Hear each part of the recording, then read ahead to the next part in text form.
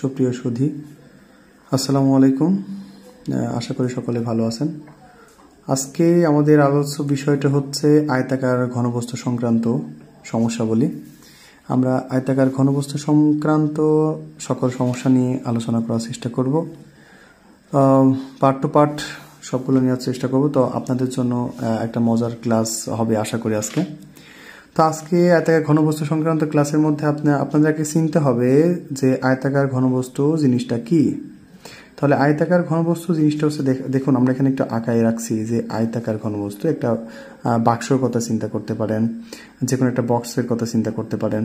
তাহলে আয়তাকার ঘনবস্তুর ক্ষেত্রে কি কি থাকে? দেখেন, আয়তাকার ঘনবস্তুর ক্ষেত্রে থাকে দৈর্ঘ্য এ। আচ্ছা, এই ধরেন এইটা হচ্ছে দৈর্ঘ্য এ, তাহলে প্রস্থ এই নিচে এইটুকু ধরলাম বি। তাহলে কিন্তু ভাই এখানে একটা উচ্চতাও থাকে। আপনি একটা বইয়ের কথা চিন্তা করতে পারেন।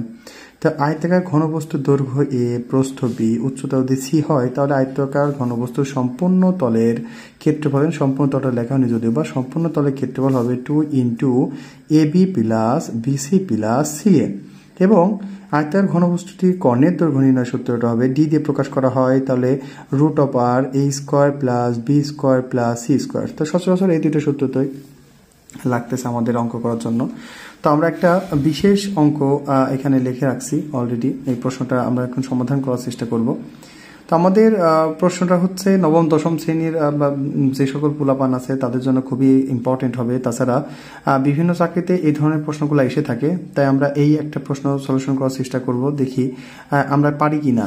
তো দেখি, একটি আয়তাকার ঘনবস্তুর 48 বর্গমিটার ক্ষেত্রফল বিশিষ্ট ভূমির উপর দণ্ডায়মান। তাহলে ভাই ভূমির উপর দণ্ডায়মান আছে 48 বর্গমিটার ক্ষেত্রফল বিশিষ্ট কোন একটা আয়তাকার ঘনবস্তু। আচ্ছা, এর উচ্চতা আছে 3 মিটার। এর উচ্চতা, তার মানে ঘনবস্তুটা উচ্চতা দিয়ে আছে 3 মিটার এবং কর্ণ দিয়ে আছে 13 মিটার। আচ্ছা, আয়তাকার ঘনবস্তুর দৈর্ঘ্য এবং প্রস্থ আমাদেরকে নির্ণয় করতে হবে। আচ্ছা, দেখি আমরা পারি নাকি। তা আমাদের যেহেতু আয়তাকার ঘনবস্তুর দৈর্ঘ্য এবং প্রস্থ জানা নাই, তাহলে আমরা আয়তাকার ঘনবস্তুর দৈর্ঘ্য আর প্রস্থ ধরে নিই। আচ্ছা, ধরি এই আমি আয়তাকার ঘনবস্তু লিখলাম না, বুঝতেই পারতেছেন এটা আয়তাকার ঘনবস্তুর অঙ্ক এ মিটার। আচ্ছা, যদি তাই হয় তাহলে প্রস্থ কি ধরা যায়? প্রস্থ ধরা যায় ভাইয়া বি মিটার। আচ্ছা, এখানে আমাদের এখানে কি দেওয়া আছে? দেওয়া আছে ভাই উচ্চতা। আচ্ছা, উচ্চতা তো আমরা সি দিয়ে প্রকাশ করেছিলাম। তা আমরা উচ্চতা দেওয়া আছে ভাই সি ইকুয়াল টু কত মিটার? সি ইকুয়াল টু দেওয়া ছিল 3 মিটার। আচ্ছা, 3 মিটার দিলাম। আচ্ছা, কর্ণকে ডি দিয়ে প্রকাশ করা হয়েছিল, তাহলে কর্ণর কি মান দেওয়া আছে? কর্ণ দেওয়া আছে ডি ইকুয়াল টু 13 মিটার। আচ্ছা, তো আমাদেরকে কি বলতেছেন? আমাদেরকে বলতেছেন যে আয়তাকার ঘনবস্তুর 48 বর্গমিটার ক্ষেত্র বিশিষ্ট। আচ্ছা, তার মানে এই ক্ষেত্রফলটাও দেওয়া আছে, এই তলটার ক্ষেত্রফল দেওয়া আছে এবি। এটা আয়তক্ষেত্র, তাহলে এই যদি আয়তক্ষেত্র হয় তাহলে এবি। আচ্ছা, তার মানে ওই যে ক্ষেত্রফলটা দেওয়া আছে ঘনবস্তুর ক্ষেত্রফল, এবি ইকুয়াল টু কি পাইলাম আমরা? এবি ইকুয়াল টু পাইলাম হচ্ছে 48। আচ্ছা, এবির মানটা 48 দেওয়া আছে। এই আমাদের টোটাল যা জানার, তাই আমরা এই প্রশ্ন থেকে জানলাম। এখন বলছে কি আয়তাকার ঘনবস্তুর দৈর্ঘ্য এবং প্রস্থ নির্ণয় করো। তাহলে আমরা এখান থেকে কি ইকুয়েশন তৈরি করা যায় দেখি আমরা একটু। তো আমরা লিখতে পারি কর্ণদৈর্ঘ্য নির্ণয় সূত্র, কিন্তু ভাই আমরা অলরেডি জানি। সেটা কি জানি? যে কর্ণদৈর্ঘ্য নির্ণয় সূত্র, কর্ণ ইকুয়াল টু আমরা পাই কি D equal to root over A square plus B square plus c square. আচ্ছা, তার মানে কি আমরা লিখতে পারি না যে root over A square plus B square plus c square equal to আমাদের সেই 13 পাওয়া যায়, বা দেওয়া আছে যেটা, যে ডির মানটা দেওয়া ছিল। আচ্ছা, দিলাম। তাহলে আমরা লিখতে পারি কি রুট ওভার, আচ্ছা বা দিলাম, বা আমরা লিখতে পারি এই যেখানে এ স্কোয়ার প্লাস বি স্কোয়ার, ভাই সি স্কোয়ার মান কিন্তু আমাদেরকে জানা ছিল, তাই না? এই যে 3 স্কোয়ার দিয়ে দিলাম, আর এখানে 13। আচ্ছা, এই যে স্কোয়ার, এখান থেকে আমাদেরকে এই আলাদা আলাদাভাবে এ এবং বির মানটা বের করতে হবে, কারণ সেটাই আমাদের দৈর্ঘ্য, সেটা আমাদের প্রস্থ। আচ্ছা, এ আর বির মানটা বের করতে গেলে আমাদেরকে কিন্তু এখানে রুটটাকে সরাতে হবে। আচ্ছা, রুটটাকে সরাতে গেলে কিন্তু উভয় পক্ষকে বর্গ করতে হবে। বর্গ না করলে কিন্তু ভাই রুট সরে না, আমরা সূচকের ক্লাসে সেগুলো বুঝাইছি। আচ্ছা, তার মানে উভয় পক্ষকে আমরা বর্গ করতে পারি। তাহলে লিখতে পারি রুট ওভার এ square plus B square plus 9 আমরা বর্গ করছি। বর্গ করে আপনারা লিখে নেবেন। তাহলে লেখা যায় কি এই যে স্কোয়ার রুট বাদ গেল, a square plus B square plus 9 equal to 13 উপর 1 6 9 হয়। আচ্ছা, তাহলে এখানে আমরা করি a square plus B square বাদ দিয়ে নেবেন ইকুয়াল টু এই প্লাস ওই পাশে গেলে মাইনাস হয়, তাহলে 160 হয়। তাহলে এইটাও আমরা একটা ইকুয়েশন পেলাম এখান থেকে। তাহলে a square plus B square equal to 60 পেলাম। আচ্ছা, এখান থেকে আমাদেরকে দেখুন আসলে ওই বীজগণিতিক যে সকল ক্যালকুলেশন, এটা প্রত্যেকটা অঙ্কের মধ্যেই প্লাস অ্যাভেলেবল, এটা লাগবেই। এটা না বুঝতে পারলে তো ভাই অঙ্ক সম্ভব না। আপনি করতেছেন পরিমিতির আয়তের ঘনবস্তু, আপনার এই তার মধ্যেও এই ক্যালকুলেশনগুলো আপনি চলে আসে। তো দেখি আমরা এখান থেকে কি লিখতে পারি। এখানে দেখুন a square plus B square কিন্তু ভাই সূত্র জানি। তাছাড়া a square plus B square সূত্র আমরা অপনের পৃষ্ঠায় যাই, আমরা কি পেলাম a স্কোয়ার প্লাস বাই ক্যামেরাটা এদিকে ধরেন বি স্কোয়ার ইকুয়াল টু আমরা কি পেলাম মাত্র 160। আচ্ছা, আমরা a b সমান সমান কত জানছিলাম 48, রাইট? আচ্ছা, এই হচ্ছে আমাদের ইকুয়েশন। এখান থেকে আমরা আসি দেখি। তাহলে এখান থেকে দেখুন এই 1 নং হতে যদি আমি সূত্রটা প্রয়োগ করি, একবার লিখি যদি a plus b whole square minus 2ab equal to 160। আচ্ছা, তাহলে আমরা a plus b whole square equal minus 2 into 48 160।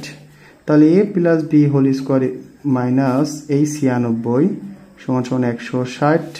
তাহলে ভাইয়া এখানে লিখতে পারি a plus b whole square 160 plus 96। তাহলে a plus b whole square equal to লেখা গেল কত 6